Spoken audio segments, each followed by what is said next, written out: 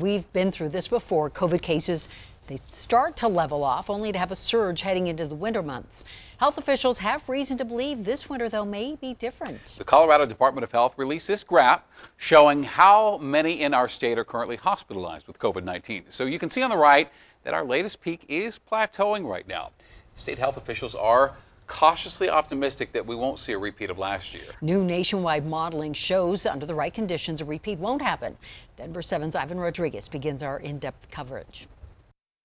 Coloradans may soon be able to breathe easy, and it's all because of a new national model. We projected that absent a new variant, things should start declining on a national level slowly. Justin Lessler is a professor of epidemiology at the University of North Carolina. He's also a member of the COVID-19 Scenario Modeling Hub, which developed several scenarios. The most likely was that young children are vaccinated and no super spreading variant like Delta occurs. We're going to reach a time when nobody older is seeing the disease for the first time. And so everybody's going to have at least some immunity. And I think when that happens, we'll start seeing a lot less hospitalization, a lot less death when we see outbreaks, and the outbreaks will be a lot smaller. Still, the best case scenario is 6 months away, and if restrictions and guidelines ease too much, things could change for the worse. If you keep your guard up, you're not going to have to do it forever.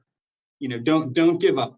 The things are going to get better. Dr. Rachel Herlihy with CDPHE says this modeling is encouraging, but also doesn't rule out the emergence of another variant. Unfortunately, COVID-19 has surprised us many times throughout this pandemic. And I think that is possible that we could see other variants emerge. And I think that's the scenario that I'm concerned about. If and when cases, hospitalizations, and deaths decline next year, it doesn't mean COVID-19 will disappear. I think we are growing used to the fact that COVID-19 is going to be around in some way, shape, or form for quite a long time, and that we will have to adjust to it being with us. At the same time, Colorado could be in a better position compared to other states. Colorado, that hasn't really had the same sort of, intense epidemic, we're expecting a leveling off or even, maybe some increase for a few weeks going forward. There's a lot of uncertainty at the state level. Uncertainty, but also hope that with time and care, better days are ahead. Ivan Rodriguez, Denver 7.